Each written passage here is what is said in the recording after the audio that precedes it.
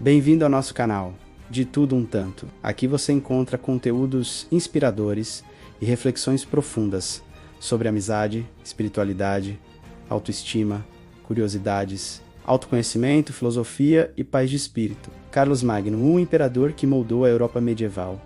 Carlos Magno. Conhecido em latim como Carolus Magnus e em francês como Charlemagne, foi uma das figuras mais influentes da história europeia. Seu legado ultrapassa os limites do poder militar e político, alcançando dimensões culturais, religiosas e administrativas que moldaram profundamente a Europa medieval. Governando entre os séculos VIII e IX, Carlos Magno lançou as bases para o que viria a ser a identidade política e cultural do continente europeu. Sendo frequentemente lembrado como o pai da Europa, sua trajetória revela como liderança, estratégia e visão de longo prazo podem transformar sociedades inteiras. Origens e ascensão ao poder, Carlos Magno nasceu por volta do ano 742, filho de Pepino, o breve rei dos francos, e de Bertrada de Larrone. Ele herdou um reino que já estava em processo de consolidação, fruto do trabalho de seu pai, que havia deposto o último rei merovingio com o apoio do papado. Após a morte de Pepino, em 768, o reino franco foi dividido entre Carlos e seu irmão Carlomano, conforme a tradição franca. Essa divisão, porém, revelou-se instável, marcada por rivalidades políticas e tensões internas. A morte prematura de Carlomano, em 771, permitiu que Carlos Magno assumisse o controle total do reino franco. A partir desse momento, iniciou-se um dos reinados mais longos e transformadores da Idade Média. Carlos demonstrou desde cedo habilidades notáveis como líder militar e político, combinando força, diplomacia e pragmatismo para expandir e consolidar seu domínio. As campanhas militares e a expansão do Império Reinado de Carlos Magno foi marcado por constantes campanhas militares. Ele acreditava que a expansão territorial era essencial para garantir a segurança do reino e para fortalecer o cristianismo. Entre suas guerras mais longas e difíceis estiveram as campanhas contra os Sachões, povo germânico que habitava a região ao norte do Reino Franco. Esses conflitos duraram mais de 30 anos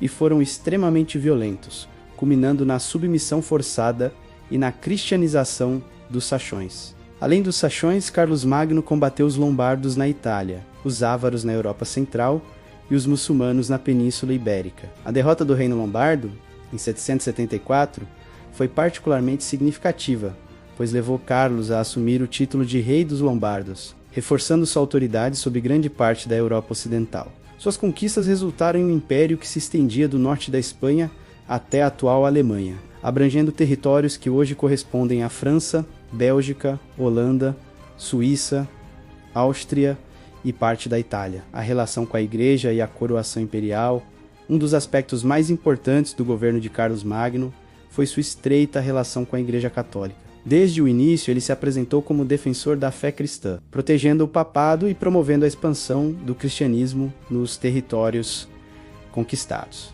Essa aliança entre trono e altar foi fundamental para legitimar seu poder. O ponto culminante dessa relação ocorreu no dia 25 de dezembro do ano 800. Quando o Papa Leão III coroou Carlos Magno como imperador dos romanos na Basílica de São Pedro, em Roma, esse evento simbólico marcou o renascimento do título imperial no Ocidente, mais de 3 séculos após a queda do Império Romano do Ocidente. A coroação não apenas elevou o status de Carlos Magno, mas também estabeleceu as bases do Sacro Império Romano Germânico, que influenciaria a política europeia por séculos. A administração e organização do Império. Governar um território tão vasto e diverso era um desafio imenso. Carlos Magno demonstrou grande habilidade administrativa ao criar um sistema de governo relativamente eficiente para a época. Ele dividiu o império em condados, governados por condes responsáveis pela justiça, arrecadação de impostos e manutenção da ordem. Nas regiões fronteiriças, estabeleceu territórios militarizados administrados por marqueses. Para garantir que seus representantes locais não abusassem do poder, Carlos criou a figura dos missi dominici, enviados imperiais que percorriam o império em duplas, geralmente um representante secular e um eclesiástico. Para fiscalizar a administração local, esse sistema ajudou a manter a autoridade central e a reduzir a corrupção, fortalecendo a unidade do império. O renascimento carolíngio, além de conquistador e administrador, Carlos Magno foi um grande patrono da cultura e da educação. Seu reinado deu origem ao chamado Renascimento Carolíngio, um movimento de revitalização cultural que buscava preservar e difundir o conhecimento clássico greco-romano. Embora Carlos Magno não fosse plenamente alfabetizado, ele reconhecia a importância da educação para o bom funcionamento do Estado e da Igreja. O imperador reuniu estudiosos de diversas regiões da Europa, como Alcuino de York, que desempenhou papel central na reforma educacional. Escolas foram criadas em mosteiros e catedrais, promovendo o ensino da gramática, retórica,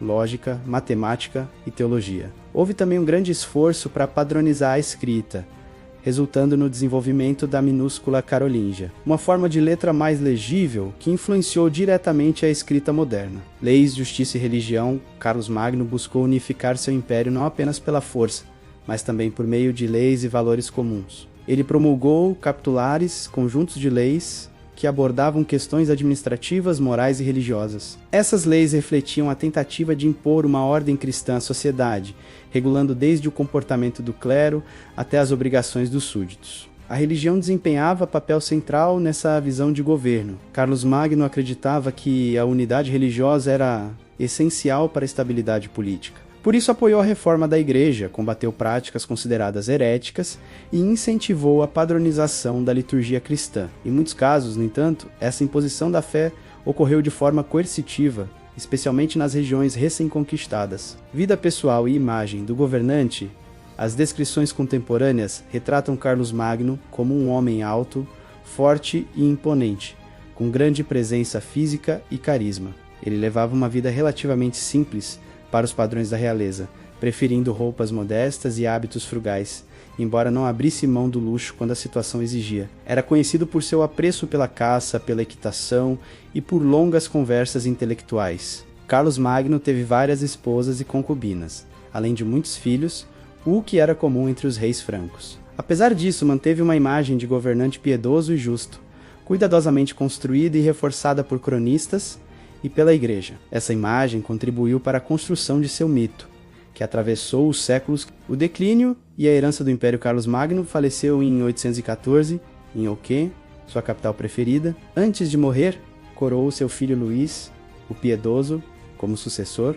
Embora o Império tenha permanecido unido durante o governo de Luís, as gerações seguintes enfrentaram dificuldades crescentes para manter a coesão territorial. O Tratado de Verdun, em 843, dividiu o império entre os netos de Carlos Magno, dando origem a entidades políticas que evoluiriam para países como França e Alemanha. Apesar da fragmentação política, o legado de Carlos Magno permaneceu profundo. Sua visão de um império cristão europeu influenciou governantes medievais por séculos. Reis e imperadores posteriores buscaram associar-se à sua figura para legitimar seu poder, e seu nome torna-se sinônimo de grandeza e unidade. Carlos Magno como símbolo da Europa na historiografia moderna, Carlos Magno é frequentemente apresentado como um símbolo da identidade europeia. Ele representou a tentativa de unir diferentes povos sob uma autoridade comum, baseada em valores compartilhados como a fé cristã, a lei e a cultura. Embora seu governo não estivesse isento de violência e contradições, ele lançou fundamentos duradouros para a organização política e cultural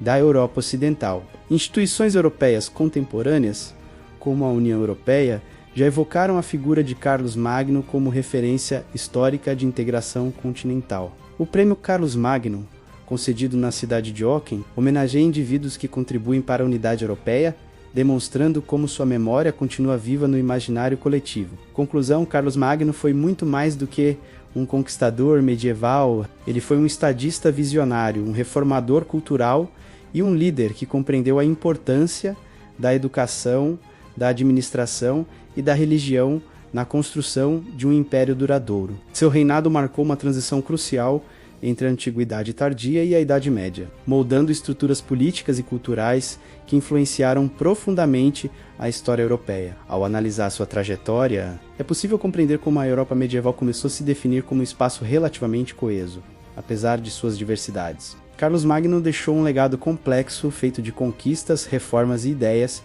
que continua a ser estudado e debatido até hoje. Sua vida e obra demonstram que a história da Europa não pode ser contada sem reconhecer o papel central desse imperador que, com espada e saber, ajudou a moldar um continente inteiro. Inscreva-se, compartilhe, comente e venha evoluir, se descobrir e obter conhecimento com a gente.